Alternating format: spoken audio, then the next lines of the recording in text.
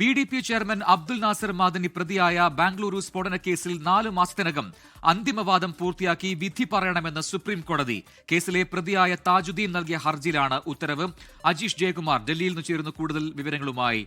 അജീഷ്, ഇപ്പോൾ സുപ്രീം കോടതി ഉത്തരവിട്ടിരിക്കുന്നു ഈ കേസിൽ അന്തിമവാദം പൂർത്തിയാക്കി വിധി പറയണം എന്നുള്ളത്. ഇതിൽ പ്രതിയായ താജുദ്ദീൻ നൽകിയ ഹർജിയിലാണ് ഈ വിധി ഇപ്പോൾ ഈ ഉത്തരവ് ഇപ്പോൾ വന്നിരിക്കുന്നത്. എന്താണ് ഈ താജുദ്ദീന്റെ പ്രധാനപ്പെട്ട ആവശ്യം ഹർജിയിൽ?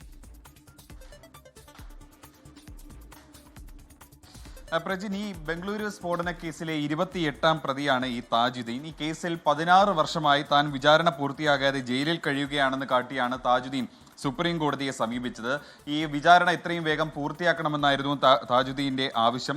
ഇതിനെ തുടർന്നാണ് സുപ്രീം കോടതി ഇപ്പോൾ കർണാടക ഈ വിചാരണ കോടതിക്ക് നിർദ്ദേശം നൽകിയത്. വിചാരണ അവസാന ഘട്ടത്തിലാണെന്ന് നേരത്തെ തന്നെ ഈ കേസിന്റെ ഹർജികൾ സുപ്രീം കോടതിയിൽ വന്നപ്പോൾ കർണാടക സർക്കാർ തന്നെ അറിയിച്ചതാണ്. എങ്കിൽ 4 മാസം കൊണ്ട് തന്നെ ഇതിന്റെ വിചാരണ പൂർത്തിയാക്കി അന്തിമ വിധി പ്രഖ്യാപിക്കണമെന്നാണ് സുപ്രീം കോടതി ഇപ്പോൾ ഉത്തരവിട്ടിരിക്കുന്നത്. നമുക്കറിയാവുന്നതുപോലെ 2008 ബംഗളൂരു സ്ഫോടന കേസ് ഉണ്ടായത്. ഇതിൽ അബ്ദുൽ നാസർ മദനി അടക്കം പ്രതിയായ കേസ്. അബ്ദുൽ നാസർ മദനി പിന്നീട് 2010 അറസ്റ്റിലാകുന്നതിന് ശേഷം ഇതുവരെ ഈ വിചാരണ പൂർത്തിയാകാതെ തടവിൽ കഴിയുകയാണ് ബംഗളൂരുവിൽ ജയിലിൽ അബ്ദുൽ നാസർ മദനി. ഈ കേസിലാണ് ഇപ്പോൾ സുപ്രീം കോടതിയുടെ നിർണായക ഉത്തരവുണ്ടായിരിക്കുന്നത്. 4 മാസത്തിനകം വിചാരണ പൂർത്തിയാക്കി ഉത്തരവ് ഇറക്കണമെന്നാണ് സുപ്രീം കോടതി ഇപ്പോൾ ഉത്തരവിൽ പറയുന്നത്.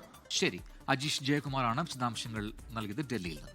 ലോകത്തെവിടെയായാലും ഏത് സമയത്തും 24 വാർത്തകളും ഓഗ്മെന്റഡ് റിയാലിറ്റി പാക്കേജുകളും എക്സ്പ്ലെയിനറുകളും വിശദമായി കാണാൻ ഞങ്ങളുടെ യൂട്യൂബ് ചാനൽ നിങ്ങൾക്ക് സബ്സ്ക്രൈബ് ചെയ്യാം.